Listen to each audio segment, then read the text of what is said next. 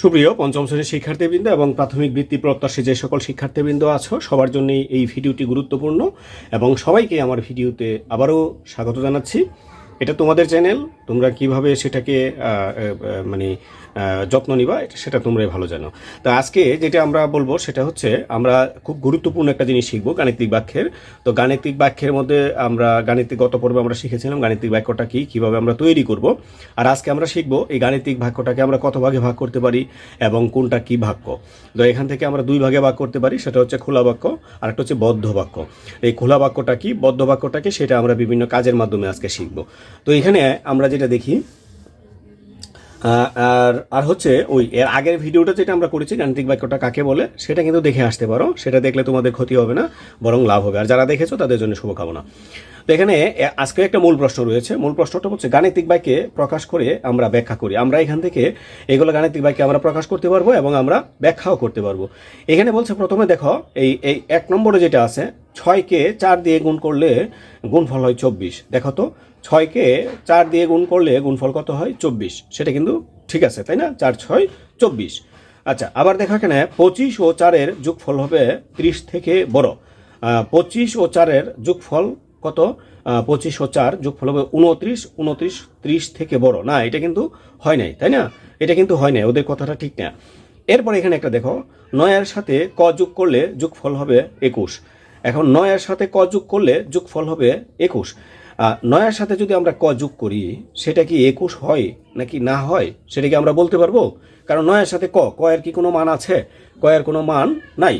তাহলে এই এই এই যে আমরা এই তিনটা বাক্য হচ্ছে এইরকম যে 6 গুণ 4 সমান হচ্ছে 24, আর এটা হচ্ছে 25 যোগ 25-এর সাথে 4 যোগ করলে 30, তাহলে 25 যোগ 4 এর তো 30 থেকে বড়।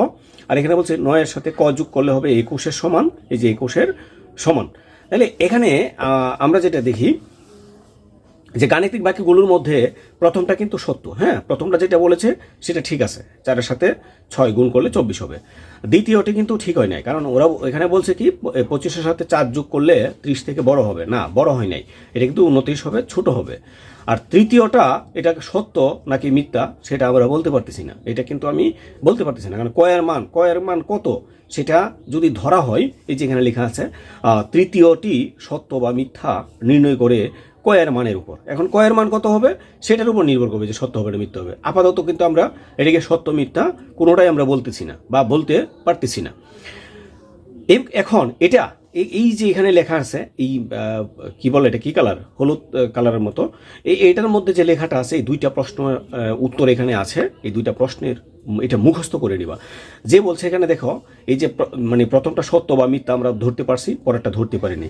যে গাণিতিক বাক্য সত্য না মিথ্যা নির্ণয় করা যায় না তাকে খোলা বাক্য বলে। এই যে 3 নম্বর যে বাক্যটা আছে এটার মধ্যে কিন্তু আমরা এটা সত্য বা মিথ্যা নির্ণয় করতে পারি নাই আমরা, হ্যাঁ, এটা সম্ভব না, এটাকে বলে খোলা বাক্য। আর যদি সত্য বা মিথ্যা নির্ণয় করা যায়, এই যে অপরদিকে যখন বাক্যটি সত্য না মিথ্যা তা নির্ণয় করা যায় তখন ওই বাক্যটিকে বদ্ধ বাক্য বলা হয়। তো আমরা এই গাণিতিক বাক্যটা আমরা এই ছকটার মধ্যে যদি দেখি, আমি আরো ক্লিয়ার করছি, এই ছকের মধ্যে যদি দেখি এখানে বলছে গাণিতিক বাক্য দুই ধরনের, একটা খোলা বাক্য আর একটা হচ্ছে বদ্ধ বাক্য। তো বদ্ধ বাক্য কোনটা, যেটা এই যে এখানে 4 6 24 সেটা আমরা বুঝতে পারছি সত্য বাক্য, আর 25 যোগ 4 এটা 29, আর এই পাশ হচ্ছে 30, এটা বড় হওয়ার কথা কিন্তু না, এটা ছোট, এটা মিথ্যা বাক্য। সত্য মিথ্যা সেটা কিন্তু আমরা নির্ণয় করতে পারছি, এই জন্য এটা হচ্ছে বদ্ধ বাক্য, আমরা এটা বুঝতে পারছি যে সত্য না মিথ্যা। কিন্তু এখানে এই কয়ের মানের উপর ভিত্তি করে যেহেতু এই মানটা হবে, এই জন্য এটা অনিশ্চিত কয়ের মান কত হবে আমরা জানা নাই, সেটা সত্য নাকি মিথ্যা আমি বলতে পারতেছি না, তাই এটাকে আমরা বলবো খোলা বাক্য। তাহলে প্রিয় শিক্ষার্থী, আমরা এখন যেটা শিখলাম সেটা হচ্ছে কি যে গাণিতিক বাক্য দুই ভাগে ভাগ করা যায়, একটা হচ্ছে খোলা বাক্য, একটা হচ্ছে বদ্ধ বাক্য। খোলা বাক্য কি, যে বাক্য সত্য বা মিথ্যা নির্ণয় করা যায় না, এটা বিভিন্ন মানের উপর নির্ভর করে, তাকে বলা হয় খোলা বাক্য। আর বদ্ধ বাক্য কি, যে বাক্যটিকে সত্য বা মিথ্যা নির্ণয় করতে পারি আমরা, সেটা হচ্ছে বদ্ধ বাক্য। এবার আমরা দেখব নিচের যে কাজ আছে, নিচের কাজটুকু একটু আমরা খেয়াল করি।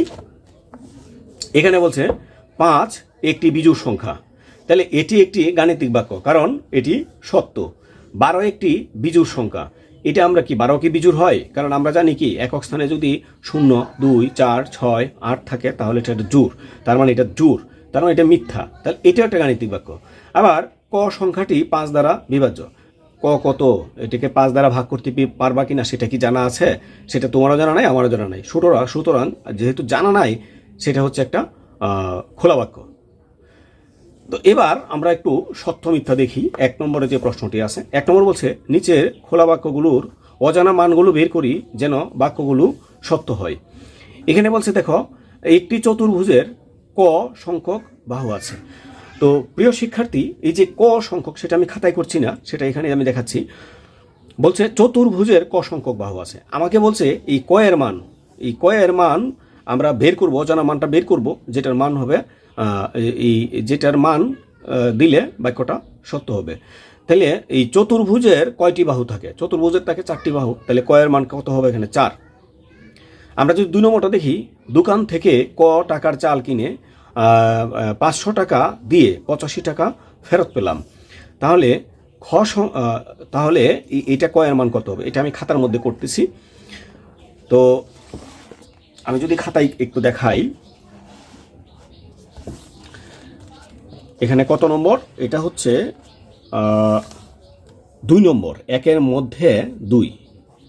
তো এখানে বলছে কি, দেখো ক টাকার চাল কিনছি আমরা, 500 টাকা, তাকে 500 টাকার একটা নোট দিয়েছি, 500 টাকার একটা নোট দিয়েছি। তাহলে 500 টাকার নোট দেওয়ার পরে সে আমাকে ফেরত দিছে, তার মানে আমি চাউল কম টাকার কিনেছি। তাহলে কম টাকার কত টাকার চাউল কিনেছিলাম? ক টাকার। এই যে কটা, এটাকে বিয়োগ দিয়ে দিব, বিয়োগ দিলে আমি কত টাকা ফেরত পেয়েছি? আমি পেয়েছি 85 টাকা ফেরত, তাই না? আচ্ছা, তো এখানে আমরা যেটা করব সেটা হচ্ছে, এখানে আমরা বা ব্যবহার করব। আমাদের মানটা কি করতে হবে? ক এর মানটা বের করতে হবে। তা ক এর মানটা যদি আমরা বের করি, তাহলে ক এর সামনে ঋণাত্মক আছে, এই জন্য আমরা কটাকে এই পাশে রাখতে পারবো না, কটাকে এই পাশে নিয়ে নিই। তাহলে এখানে কত হবে? 500। আর এটাই পাশে যুগের ছিল, এটাই পাশে বিয়োগ হয়ে যাবে, আর এখানে হচ্ছে ক। সুতরাং ক, তাহলে 500 থেকে আমরা এটা বিয়োগ করে দেই। 500 বিয়োগ হচ্ছে কত? 85। 10 থেকে 5 চলে গেলে 5, এখান থেকে আমরা 1 নিয়েছিলাম, তাই এটা 9। 9 থেকে 8 চলে গেলে 1, আর এখান থেকে 1 নিয়ে এটাকে 10 ধরেছিলাম, তাই এটা 4। তাহলে কত হলো এখানে? 415। তাহলে আমরা এই ক এর মানটা কত পেলাম? 415। এটা কিন্তু আমরা বুঝতে পারলাম, তাই না? এবার আমরা দেখি 3 নম্বর যে সমস্যাটি আছে। 3 নম্বর সমস্যাটি বলছে খ সংখ্যক কলম 12 জনের মধ্যে 3টি করে ভাগ করে দেওয়া হলো। ক সংখ্যক মানে খ সংখ্যক কলম 12, এখানে বলছে 12 জনের মধ্যে ভাগ করে দিলে 3টি করে পাবে। তাইলে আমরা আমি এখানে মনে করি লিখলাম না, মনে করি আমি লিখি নাই। আমাদের যেহেতু অজানা সংখ্যাটা খ বলে দিছে, তাহলে আমাদেরকে কি করতে হবে? আমাদের কাছে কলম ছিল, কতটুকুলো কলম ছিল? খ সংখ্যক কলম ছিল। এই কলমটাকে আমরা কত জনের মধ্যে ভাগ করে দিলাম? 12 জনের মধ্যে ভাগ করে দিলাম। তো 12 জনের মধ্যে ভাগ করে দিলে প্রত্যেকে কয়টি করে পেল? 3টি করে পেল। তো এখন আমাকে এই খ এর মানটা বের করতে হবে। তো এখানে আমরা বা দিলাম, এই খ এর সাথে এখানে সম্পর্কটা হচ্ছে ভাগের, এই পাশে গেলে কি হবে? গুণ হয়ে যাবে। তো এখন আমরা যদি দেখি খ, এটা হবে কত? 3 বারং 36, তার মানে এই খ এর মান হচ্ছে কত? 36। এটা হচ্ছে আমাদের 1 নম্বর। তো এখানে আমরা যদি দেখি 2 নম্বরে, এখানে বেশ কিছু সমস্যা রয়েছে। বলছে গ এর মান এমন একটি মান নির্ণয় করি যেন বাক্যটি সত্যি হয়। তার মানে এখানে সবগুলা খোলা বাক্য দেওয়া আছে। আমরা এখন এটা মান বের করব, খোলা বাক্যের যে অজানা রাশিটা আছে সেটা বের করব। অজানা রাশি এখানে গ দেওয়া আছে।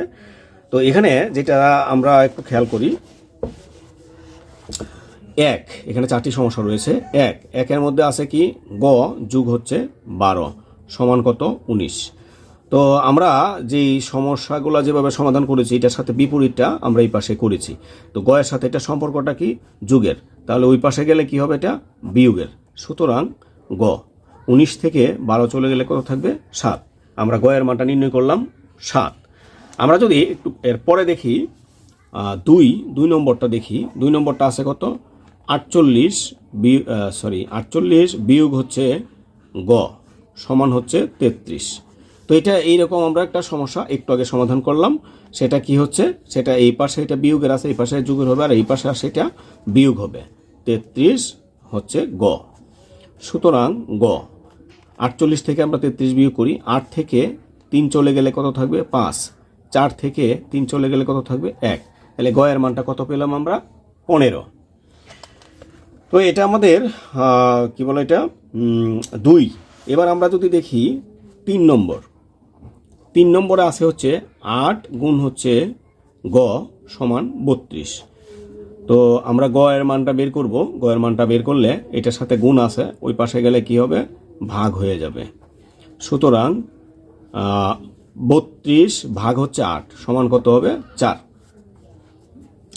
আমরা যদি 4 নম্বরটা দেখি, 4 নম্বরটা বলছে 81 ভাগ হচ্ছে গ সমান হচ্ছে 9। তো প্রিয় শিক্ষার্থী, এই বিষয়টা একটু খেয়াল করো, এটা কিন্তু ভাজ্য, হ্যাঁ এটা ভাজ্য, এটা হচ্ছে ভাজক, এটা হচ্ছে ভাগফল।